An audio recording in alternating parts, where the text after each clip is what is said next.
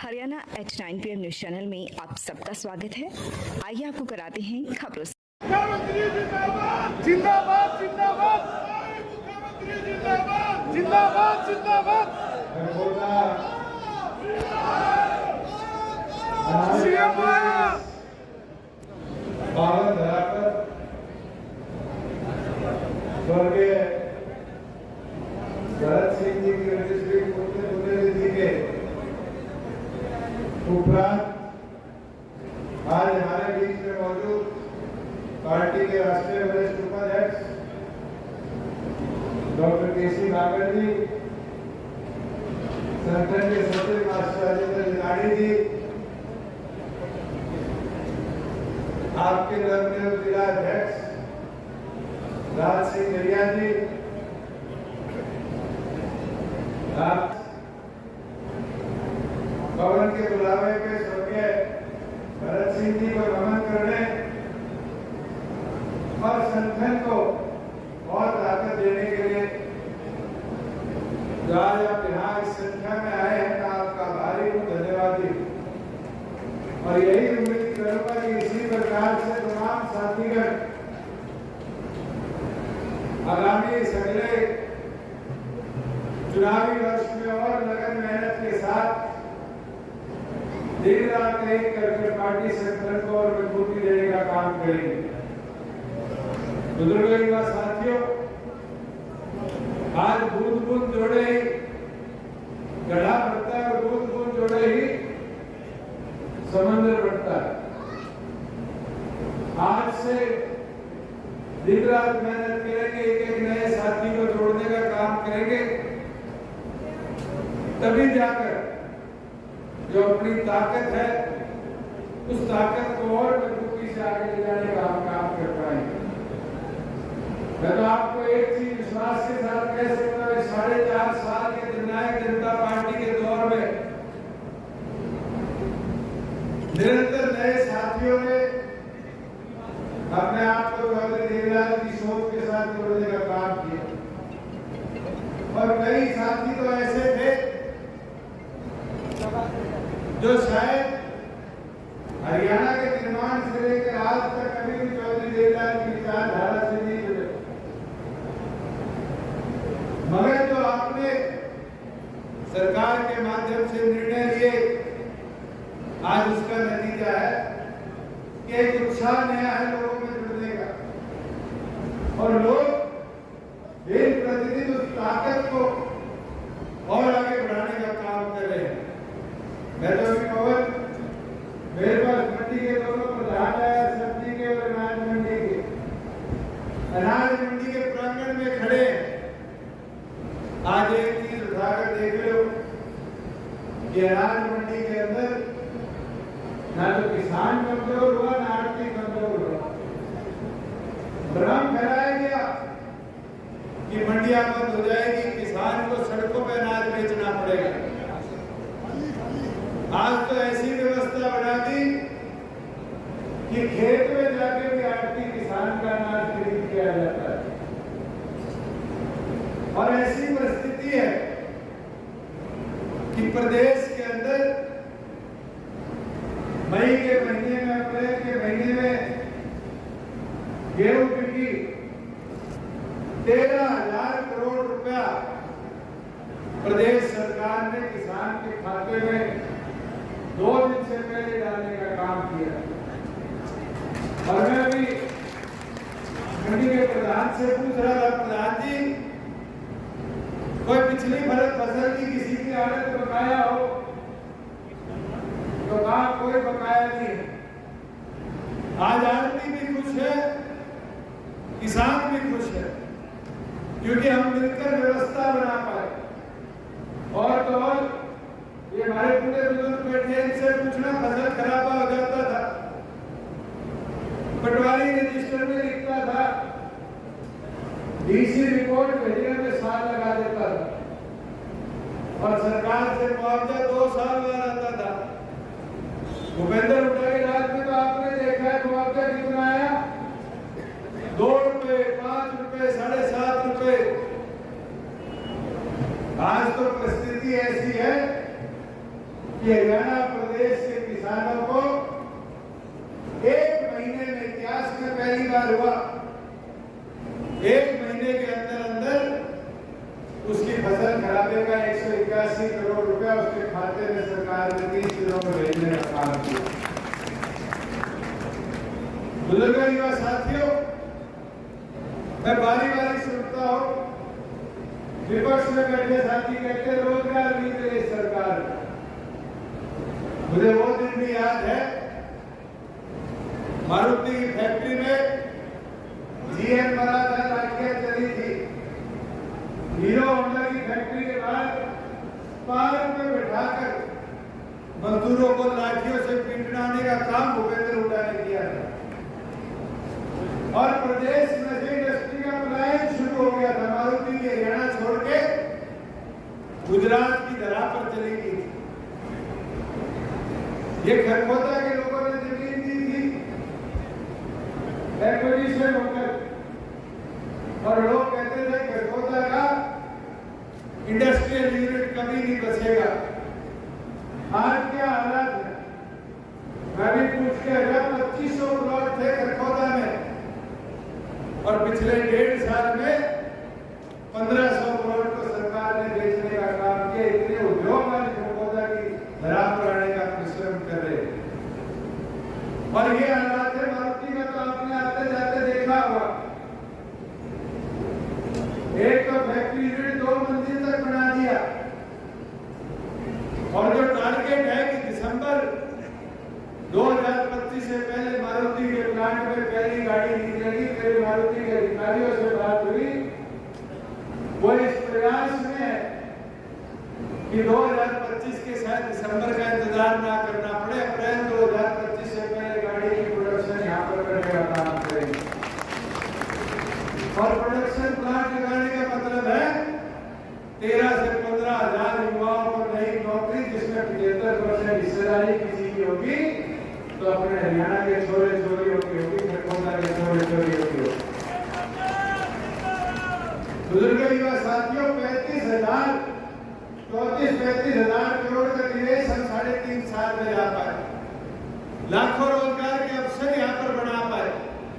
ये हमारी सोच। आज ये कांग्रेस के साथी कहते हैं प्रदेश लूट लिया। मेरे ख्याल से हरियाणा वो दिन तो नहीं भूला कि हरियाणा प्रदेश के 73,000 एकड़ जमीन प्राइवेट बिल्डरों के हाथ में देने का काम किया। और अभी धीरे धीरे खरखोदा के आसपास भी देख लेना, ऐसी जमीनें प्राइवेट बिल्डरों की खरीदी मिलेगी जो किसान से उस समय शहर में खरीदवाई थी कि सेक्शन 4-6 लगा दिए जाएंगे। युवा साथियों, हमने तो प्रदेश के अंदर एक इंच जमीन भी आज एक्विजिशन में नहीं खरीदी। अगर कोई जमीन खरीदी है तो भी खरीद के माध्यम से किसान की सहमति से खरीदने का काम किया। और मैं ये विश्वास दिला दे सकता हूँ, अभी मेरे को कह रहे थे पड़ोस में गांव में वाटर वर्क्स नहीं है, खरखोदा से लाइन करवा दो किसाना में। आज उसके लिए डरने की जरूरत नहीं है। अगर गांव के अंदर कोई जमीन बेचना चाहता है तो सरकार उसको खरीद के गांव का वाटर वर्क्स गांव में देने का काम करेगी। पर इसमें सहमति बनाने का काम अगर कोई कर सकता है तो आप लोग सब कुछ कर सकते हैं। बुजुर्ग युवा साथियों, मैं तो गांव के विकास की बात करूं, पहले गांव में 2 काम होते थे, बिल्डिंग बनवा दो, नाली बना दो, गली बना दो या हमारा स्कूल अपग्रेड कर दो। मैं भी कई सरपंच साथियों ने अपने गांव के प्रस्ताव ला के दिए और खुशी हुई देखकर कि गांव के सरपंच आज मांग क्या करते हैं कि हमारे गांव में ई लाइब्रेरी बना दो, हमारे गांव में स्क्रीनिंग सेंटर बना दो, हमारे गांव में कम्युनिटी सेंटर बना दो, हमारे गांव का तालाब खस्ता हालत में है, अमृत सरोवर की योजना के तहत उस तालाब की व्यवस्था को सुधारने का काम कर दो। बुजुर्गों या साथियों, आज गांव का विकास, गांव को कैसे शहर की तर्ज पर सुधारा जाए, कैसे गांव को शहर की तर्ज पर सुविधा दिए जाए, उससे गांव का सुधार होगा। और मैं तो मानता हूं ये प्रयास 2 साल 2.5 साल पहले अपने निर्माण से शुरू किया था कि गांव के अंदर लाइब्रेरी बनाई जाएगी। आज 1000 लाइब्रेरी प्रदेश के अलग-अलग कोनों में बनाने का काम करें। आज कम्युनिटी सेंटर की बात है, जो गांव 1 एकड़ से 3 एकड़ तक जमीन लिख के देता है, उन तमाम गांव के अंदर हम कम्युनिटी सेंटर बना रहे हैं कि आज शहर के अंदर ब्याह करने ना जाना पड़े, गांव में शहर जैसी सुविधाएं हम गांव में दे पाए। बुजुर्ग युवा साथियों, अमृत सरोवर के माध्यम से आज हरियाणा प्रदेश के 1200 से 1400 तालाबों को हम सुरक्षित संरक्षित कर पाए, सुधार पाए, उनकी खुदाई कर पाए। और ये टारगेट है अगले साल तक 8000 से ज्यादा तालाबों का सौंदर्यीकरण हम कराने का काम कर पाए। आज आपकी मंडी की व्यवस्था सुधरी, गांव की व्यवस्था सुधरी, प्राइवेट रोजगार के नए संसाधन गांव में आए। बुजुर्गों युवा साथियों, मैं तो एक प्रार्थना विनती आप करके कर सकता हूँ, ये विश्वास भी दिला सकता हूँ कि जब हम खरखोदा की बात करते हैं तो जैसे मानेसर में मारुति गई थी और मानेसर आज छोटे से गांव पंचायत से सीधा कॉर्पोरेशन बना था। वो दिन दूर नहीं है कि खरखोदा की आपकी नगरी भी कमेटी से कॉर्पोरेशन का स्वरूप देने का काम करेगी। विकास की गति बढ़ेगी और विकास की गति केवल मात्र खरखोदा में नहीं बढ़ेगी। लेकिन साथियों, सोचते हो गुड़गांव के आसपास देख के आओ, चारों तरफ आज कॉलोनाइजेशन, इंडस्ट्रियलाइजेशन हुई, शहरीकरण हुआ है। 1990 के दौर में गुड़गांव के गांव का स्वरूप ले बैठा था। 2000 के दशक में मानेसर एक गांव का स्वरूप दिए बैठा था, सोना एक गांव का स्वरूप दिए बैठा था। पर आज ये 20-25 सालों के दौर के अंदर ना गुड़गांव रहा, ना मानेसर गांव रहा, ना सोना गांव रहा। आज गुड़गांव, मानेसर, सोना एक दूसरे में सम्मिलित होकर एक विशाल शहर का स्वरूप लेकर बैठे। मेरा तो ये मानना है अगले 5 से 10 साल के अंदर खरखोदा सोनीपत में कोई फर्क नहीं रहेगा, खरखोदा रोहतक में कोई फर्क नहीं रहेगा, खरखोदा भादरगढ़ में कोई फर्क नहीं रहेगा। ये सब एक दूसरे में शामिल हो जाएंगे। इतने रोजगार, इतना नया उद्योग आपके बीच में प्राइवेट सेक्टर और सरकार बनाने का काम करेगी। मैं तो बस आपसे यही विनती करूंगा कि अब संगठन पे काम करने का समय आ चुका। जैसे पवन कह रहा था जोड़े के सालिए, मैं इसको एक चीज कहना चाहूंगा कि पानी से नहाओगे तो लिबास बदलोगे, पसीने से नहाओगे तो इतिहास बदलोगे। साथियों, अगर इतिहास बदल देगा, सपना आप रखते हो तो फिर घोड़े के सामने के दर से पीछे मत रखो, मेहनत लगन करो।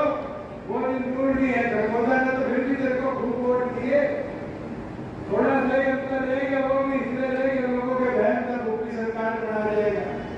ना नहीं था। अगर इनके ये विश्वास होता कि दस ले जाएंगे तो तेरे को 11वां बना के विधानसभा में भेजते नहीं भेजते।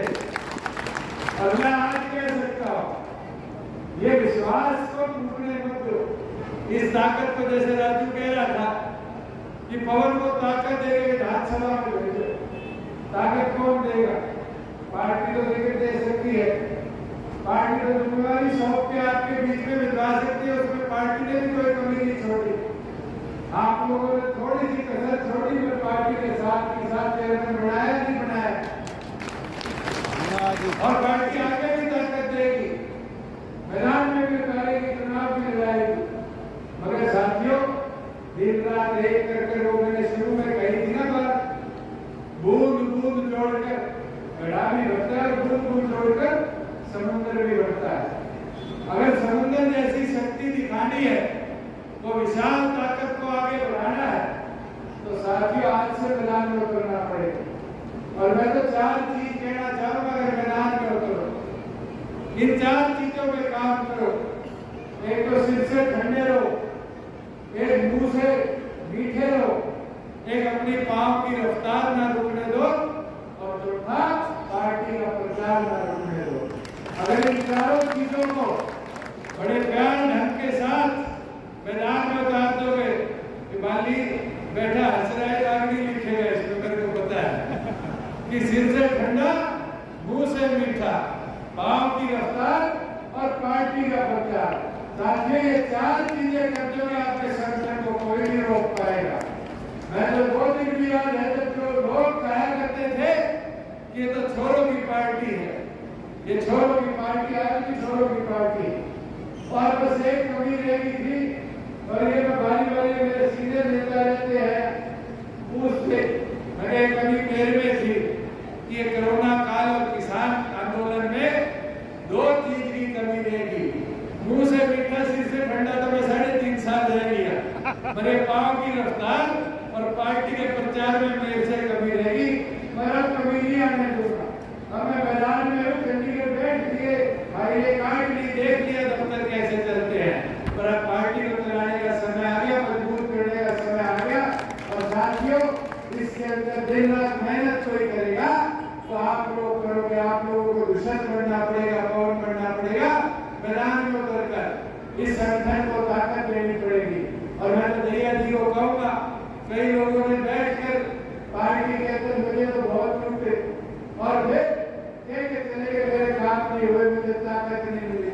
मुझे आज तक नहीं समझ आया कि काम होने वाला आदमी ये कहते मेरे काम नहीं हुए, उस आदमी का हम कुछ नहीं कर सकते, मगर एक पॉजिटिव सोच के साथ आगे बढ़ सकते हैं कि हम चाहे नई शक्ति के साथ, नए साथियों के साथ हमें आगे बढ़ना पड़े। चौधरी देवीलाल के विचारों को और डॉक्टर जय सिंह चौटाला जी की सोच को ये ताकत देकर हम आगे बढ़ाए कि प्रदेश के अंदर प्रत्येक कोने में पार्टी संगठन को और मजबूत करने का काम करे। और आज आपके जिले में तो 6 की 6 सीटों पर एक ही बैठ कराया जाता है कि कांग्रेस में ताकत मिलेगी, कांग्रेस में ताकत किसी को नहीं मिलती। आज उठाकर देख लो, वो बेचारा कर्नाटका के अंदर कांग्रेस का नेता, क्या नाम था, सिद्धगी भैया, भाई शिव कुमार ने गोटे खसा लिए और राज बना दिया। आखिर में ताकत किसको मिली? दोबारा सिद्धगी भैया को मिली। तो साथियों, कांग्रेस में तो फूट बहुत है, टूट बहुत है, और अभी तो शुरुआत है, चुनाव आने दो, इसमें फूट और टूट तो और बढ़ने का काम होगा। मगर मैं आपको एक विश्वास दिला दे सकता हूँ कि अगर आपकी ताकत यूं बरकरार रहे तो हम संगठन को और नई ऊंचाई पर ले जाने का काम करेंगे। आज खरगोदा में आपने पहुंचने पर जो मान सम्मान दिया, जो ताकत दी, इसके लिए मैं आपका आभार प्रकट करता हूँ। आप सबका बहुत बहुत धन्यवाद। When parents and teachers develop a strong bridge to help the child excel, it can create wonders. Birla School believes that PTM play a huge role in shaping a child's educational journey and future academic success.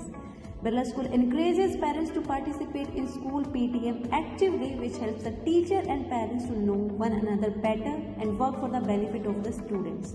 Birla School give your child a better value. बच्चों के चहुमुखी विकास के लिए Pratap school Kharkhoda का चयन करें ताकि आपके बच्चे संस्कार, शिक्षा, टेक्नोलॉजी, खेल, स्वास्थ्य एवं सांस्कृतिक गतिविधियों द्वारा विदेशों में तिरंगा फहराते हुए इंजीनियर, डॉक्टर, लेफ्टिनेंट तथा राजनेता बनकर देश एवं विदेशों में उच्च पदों को सुशोभित कर सकें। कन्या महाविद्यालय Kharkhoda, affiliated to Maharishi Dayanand University Rohtak, NAAC, accredited grade A in 3rd cycle, Kharkhoda, District Sonipat, Haryana. Skilled oriented 1-year diploma courses under NSQF, UGC approved. Dress designing and tailoring, beauty and wellness, computer application and IT. लगातार खबरों से बनी रहने के लिए channel को like, subscribe और share जरूर करें। धन्यवाद।